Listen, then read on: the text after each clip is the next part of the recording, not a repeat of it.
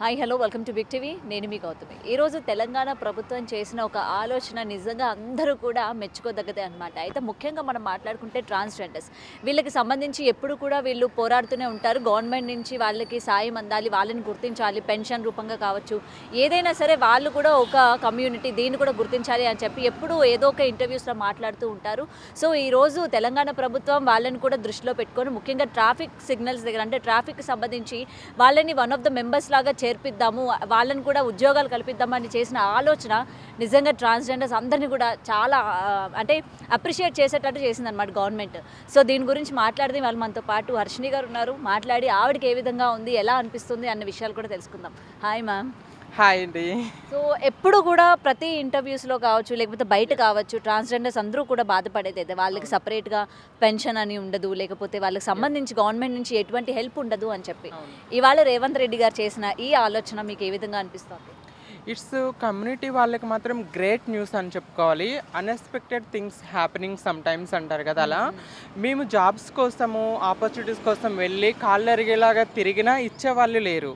So కొన్ని work ప్లేసెస్లో, ఆఫీస్లో జాబులకు వెళ్ళినప్పుడు అక్కడ డిస్క్రిమినేషను, హరాస్మెంట్స్ వల్ల జాబ్స్ మానేసి most of the community people Bhikshatana, sex వర్క్ని నమ్ముకొని బ్రతుకుతున్నారు.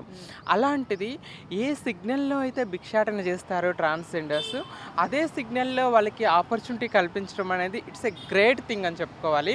సో చాలామంది పొలిటీషియన్స్ గెలవక ముందు చాలా ప్రామిస్ చేస్తారు, గెలిచిన తర్వాత అన్నీ మర్చిపోతారు.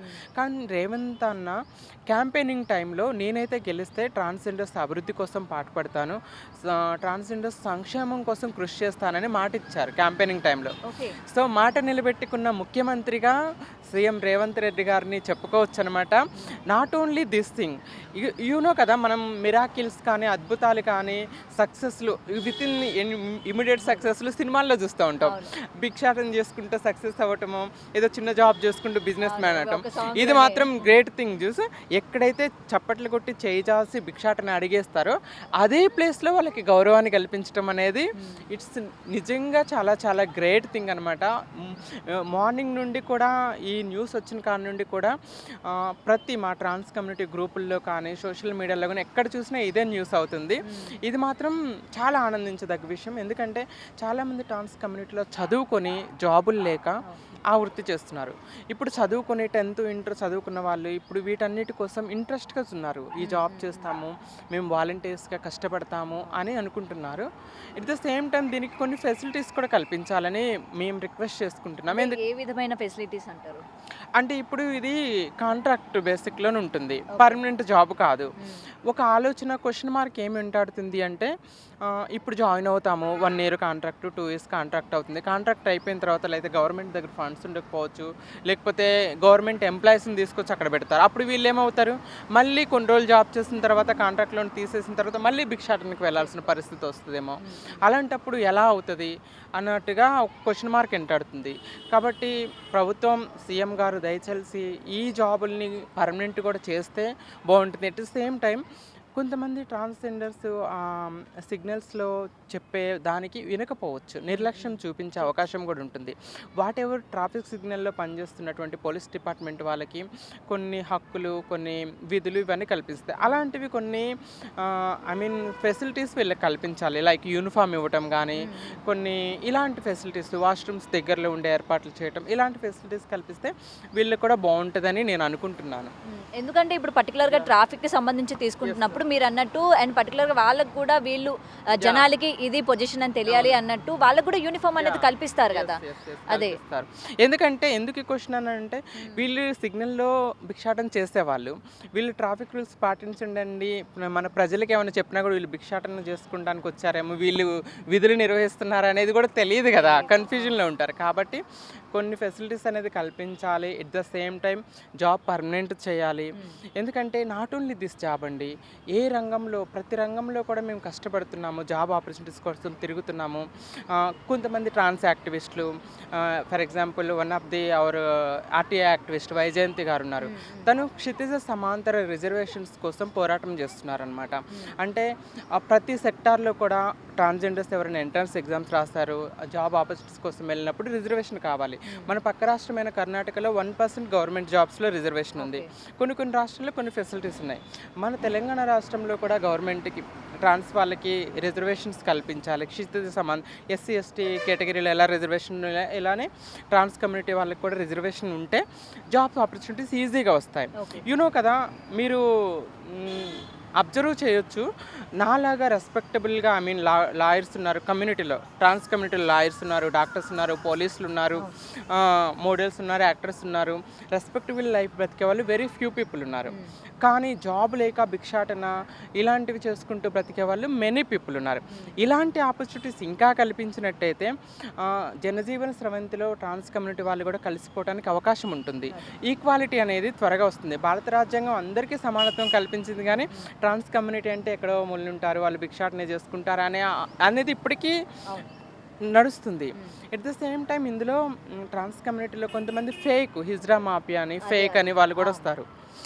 అలాంటి వాళ్ళకి ఈ ఆపర్చునిటీస్ ఇవ్వకూడదు. ఎవరైతే జెన్యున్గా రియల్గా ట్రాన్స్ ఉన్నారో అలాంటి వాళ్ళకి ఆపర్చునిటీస్ ఇస్తే బాగుంటుంది అనుకుంటున్నాను. ఎందుకంటే సర్వే చేసి ఎవరు అర్హులు కారు అని గుర్తించి అర్హత ఉన్న వాళ్ళకి ఈ ఆపర్చునిటీ ఇవ్వాలని చాలామంది మేము ఇందాక నేను కూడా అదే అడుగుదాం అనుకున్నాను. ఎందుకంటే ఈ మధ్యకాలం మనం చూసుకుంటే ట్రాన్స్ అన్న ముసుగులు అని అంటే అందరినీ అనడానికి లేదు, కొంతమంది రౌడీజం చేయడం కావచ్చు, బలవంతం చేయడం కావచ్చు, డబ్బులుగా అడగడం. సో వీళ్ళు కూడా అర్హులు కాకుండా ఉంటే నిజమైన ట్రాన్స్ వాళ్ళకి ఉపయోగపడుతుంది అనమాట. అయితే అట్లాంటి వాళ్ళని గుర్తించడం ఎలా అని అనుకుంటున్నారు? అంటే బేసిక్గా కొంచెం గవర్నమెంట్కి కూడా ఇది కొంచెం సులువు అవుతుంది అని అయితే అడుగుతున్నా. ఎందుకంటే అండి గ్రాస్ రూట్ నుండి ఇది వర్క్ చేయాల్సి ఉంటుంది.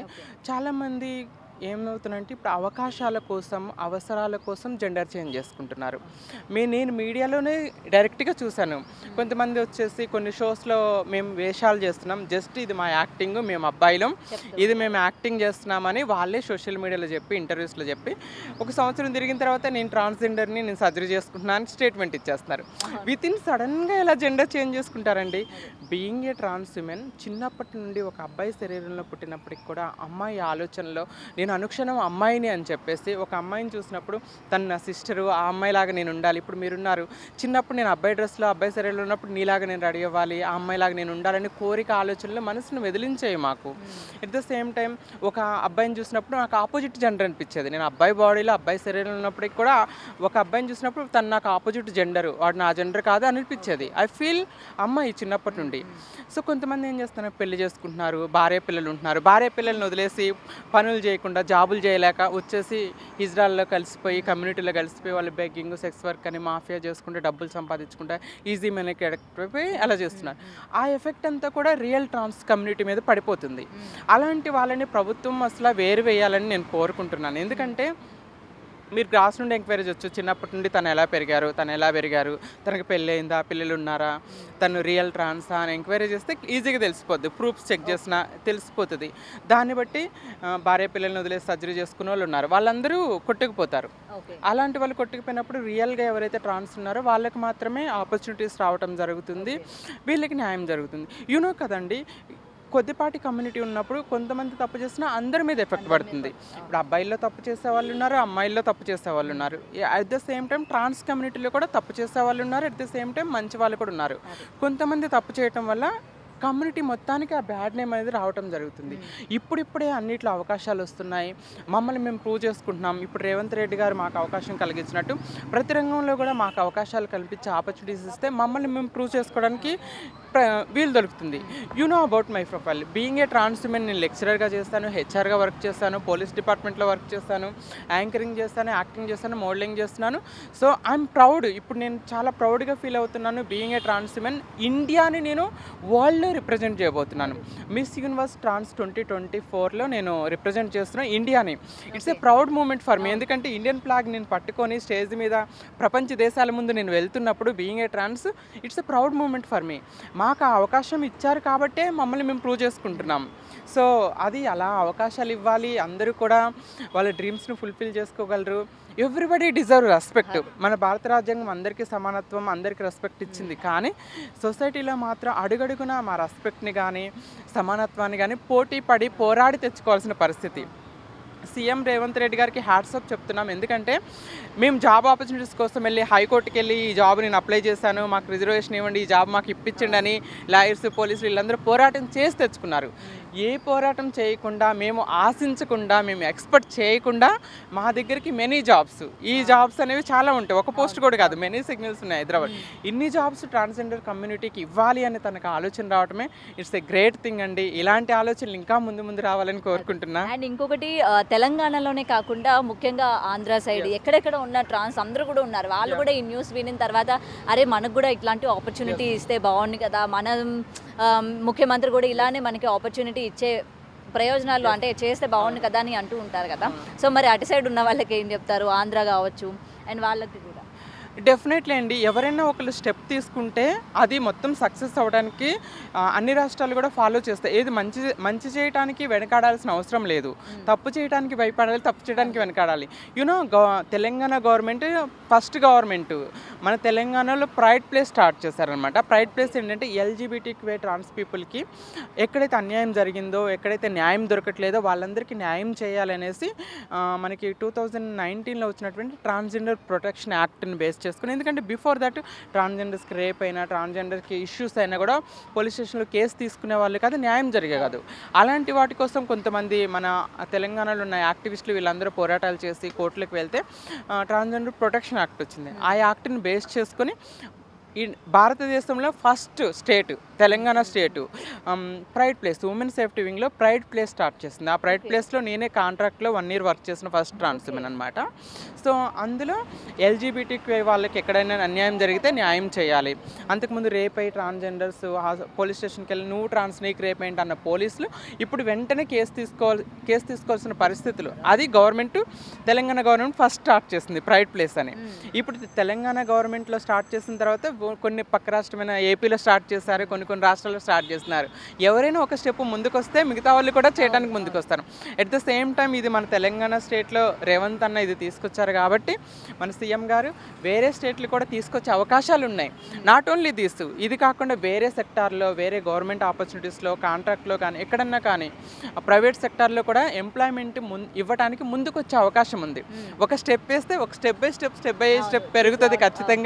ఖచ్చితంగా రానున్న రోజుల్లో మంచి జరుగుతుంది, కమ్యూనిటీకి కూడా రెస్పెక్ట్ దొరుకుతుంది అనే హోప్స్ అయితే ఉన్నాయి. ఓకే, హ్యాపీనెస్ మొత్తం మీ ఫేస్లో కనిపిస్తోంది. మీ ఒక్కరి ఫేస్లో అయితే నేను ఇవాళ చూస్తున్నా. అండ్ ఈ న్యూస్ వినిన తర్వాత అందరి ఫేస్లో కూడా సేమే కలిగి హ్యాపీనెస్. ఆల్రెడీ ప్రాసెస్ స్టార్ట్ చేసినట్టున్నారు. కొంతమంది ట్రాన్స్ కమ్యూనిటీ వాళ్ళ ఇళ్ళకెళ్ళి పోలీస్ డిపార్ట్మెంట్ వాళ్ళు ఎంక్వైరీ చేస్తున్నారు. మీరు అంటే ఫేక్ వాళ్ళకి ఇవ్వకూడదు, రియల్ వాళ్ళకి ఇవ్వాలని ఎంక్వైరీ చేయటం. At the same time interest ఉందా, ఎంతవరకు చదువుకున్నా, అలాంటి ఎంక్వైరీస్ అనేది స్టార్ట్ అయింది గవర్నమెంట్లో. ఆల్రెడీ చెప్పినట్టున్నారు నిన్న మీటింగ్లోనే రేవంత్ రెడ్డి గారు 15 daysలో దీనికి సంబంధించిన కంప్లీట్ నివేదిక రావాలి అని చెప్పేసి. ఆ 15 daysలో మనకి క్లియర్ అయిపోతుంది ఎవరెవరు జాయిన్ అయిపోతున్నారు, ఎన్ని పోస్టులు ఉన్నాయి, సాలరీ ఎంత ఉండొచ్చు, ఎలాంటి ఫెసిలిటీస్ ఉన్నాయి, ఇవన్నీ కూడా మనకి రానున్న రోజుల్లో తీసుకుపోతుంది. ఇది మాత్రం మెయిన్ న్యూస్. ట్రాన్స్ కమ్యూనిటీలో మొత్తం ఆశాజనకం అయితే మొదలైంది. రానున్న రోజుల్లో మంచి జరుగుతుంది. నాట్ ఓన్లీ గవర్నమెంట్ సెక్టార్లో కూడా ఇంకా ఎవరైతే యాక్టివిస్టులు పోరాటం చేస్తున్నారో అన్ని రంగాల్లో రిజర్వేషన్ 1% కానీ 2% కానీ రిజర్వేషన్ వస్తుంది. చదువుకున్న వాళ్ళకి government sector at the same time private సెక్టార్లో కూడా జాబ్ ఆపర్చునిటీస్ రావాలి అని వస్తాయి అనే ఆశ కూడా పెరిగింది. ఎందుకంటే అండి మీరు బెగ్గింగ్ ఎందుకు చేస్తున్నారు, మీ సెక్స్ వర్క్ ఎందుకు చేస్తున్నారని సొసైటీ నుండి అనుక్షణం ప్రశ్న ఎదురవుతుంది. ఇలాంటి ఆపర్చునిటీస్, ఇలాంటి అవకాశాలు ఎక్కువగా వచ్చినప్పుడు వాళ్ళు తగ్గిపోతారు. బెగ్గింగ్ చేసేవాళ్ళు, సెక్స్ వర్క్ చేసేవాళ్ళు ఉండరు. ఈ జాబు ఇలాంటి అవకాశాలను ఉపయోగించుకుంటారు. అప్పుడు సొసైటీ నుండి ప్రశ్న ఎదురవ్వదు, ఆ డిస్క్రిమినేషన్ ఎదురవ్వదు, ఆ అవమానాలు ఎవరు మాత్రం కోరుకుంటారండి? అనుక్షణం అవమానాలు పడుతూ చీత్కారాలు, చెదిరింపుల మధ్యలో బెగ్గింగ్ చేయాలని. ఎవరినైనా చేసి బెగ్గింగ్ అడిగితే చీలేపో అంటారు. అదే జాబ్ చేసుకుంటుంటే ఆ మేడం అంటారు. అంటే ఎవ్రీబడి డిజర్వ్ రెస్పెక్ట్ కదా. ఈ రెస్పెక్ట్ వదులుకొని మేము అవమానాలు, చీదరింపులు కావాలని ఎవరు కోరుకోరు కదా. ఆపర్చునిటీస్ లేకే ఆ జీవితాన్ని కొనసాగిస్తున్నారు.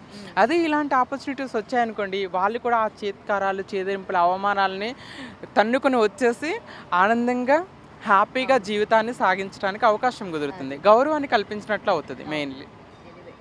Thank you so much Harshini గారు. అంటే పిలిచిన వెంటనే నా కోసం వచ్చారు అండ్ తోటి ట్రాన్స్ వాళ్ళందరికీ కూడా ఇట్లాంటి ఆపర్చునిటీ కలిగింది అని చెప్పి ఆ హ్యాపీనెస్ అందరి తరపున నాకు మీ ఫేస్లో కనిపించింది అనమాట. అండ్ దీనికి ముఖ్యంగా థ్యాంక్స్ టు రేవంత్ రెడ్డి గారు. సో ఇదండి, ఏదైనా సరే ఇవాళ తెలంగాణ ప్రభుత్వం చేసిన ఈ ఆలోచన ఏదైతే ఉందో అందరికీ కూడా, ముఖ్యంగా ట్రాన్స్జెండర్స్ అందరికీ ఒక గౌరవాన్ని కల్పించాలి, అలాగే ఒక హోదాని కల్పించాలి, ఒక రెస్పెక్ట్ కల్పించాలి అని చేసిన ఆలోచన. అంటే ఆల్రెడీ మన మేడం మాటల్లో విన్నాం, ఆయన ప్రభుత్వంలో అంటే గవర్నమెంట్లోకి రాకముందే ఆల్రెడీ ట్రాన్స్జెండర్స్కి నేను ఏదైనా చేస్తాను అని చెప్పడం, ఆయన వచ్చిన తర్వాత ఆయన ఇది మాట నిలబెట్టుకున్నారు అని చెప్పి కూడా వాళ్ళ మాటల్లో విన్నాము.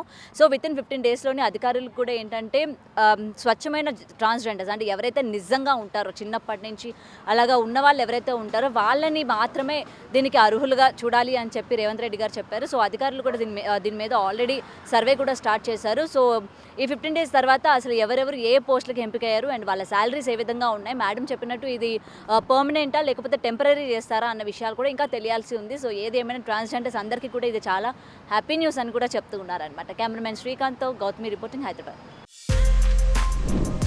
For more videos like this, subscribe Big TV channel.